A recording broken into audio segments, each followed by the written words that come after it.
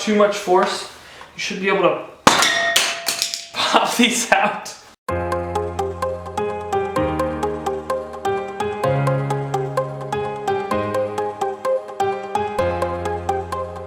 Hi, welcome to my page. Today I want to adjust my headlights on my Jeep Wrangler, and I want to show you guys how to do that. So for the most accurate results, you're going to want to back your vehicle up 25 feet from the wall that you'll be shining your lights on.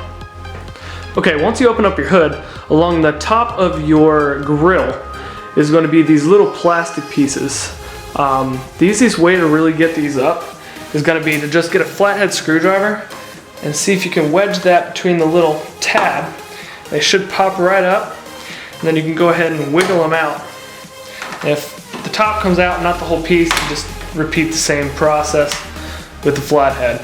Now there should be 6 of these total, so I'm gonna go ahead and just pop these out, and I'll see you when I'm done.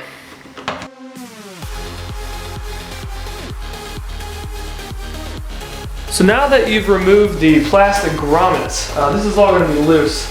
I've already gone ahead and started getting some of these loose, but they're basically just snapped into place, and you can start unsnapping them all the way around, and it should come out pretty easily. Once that's done, I just like to bring this forward a little bit. I don't really want to unhook all my extra lighting and stuff, so once we do this, we're ready to move on to the next step. So now we're at the next step. You want to go ahead and turn your headlights on. It's going to be most helpful to do this against a wall that you're going to be able to see the light evenly.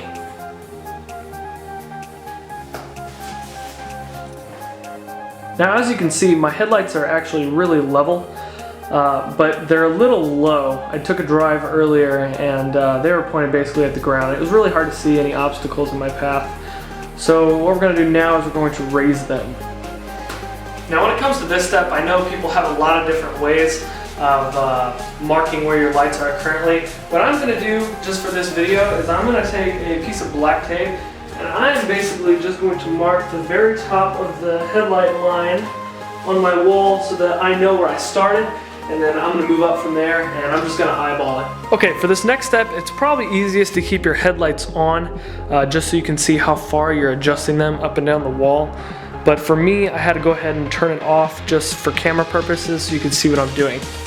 Alright, so for the headlight, you can see to the very left side of there's a little tiny adjustment screw. So what we want to do with that screw is we want to turn it to the right. In my case, I'm turning it to the right because my headlights are low. If your headlights are high, you're going to want to take it and turn it to the left. I have mine a little bit here. It's not a Torx bit, but it's going to work. And I'm going to start rotating this right so that my headlights are raising. Once I've done that, I'm going to want to check the wall to see if that's where I want it above my black tape, and then I will move over to the other side and match it up.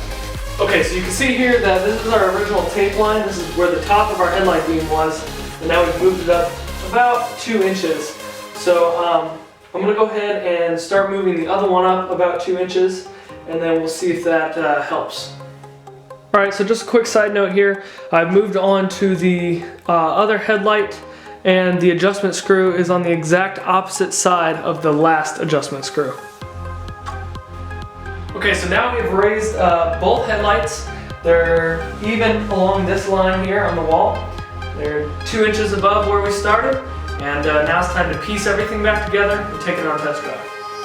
Okay, putting all this back together should be just as simple as taking it all apart. What you want to do is line up those pins with those holes. Make sure that your grill sits into place just right.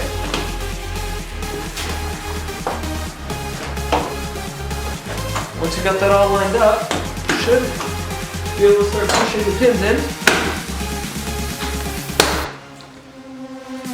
Alright, once you have that back in place, it's as easy as putting your plastic pins back into the holes they came out of.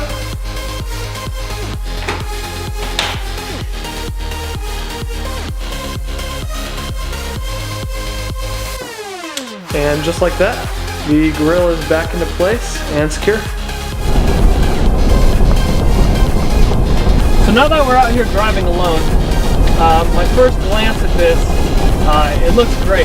It's not too high, so you're not blinding oncoming traffic, and it's not too low, so you can't see the road. You're not always going to get this right the first time, but in this case we did. If you don't, you can always go back through the process. You know, take everything off in the front, adjust, put it all back, take another test drive.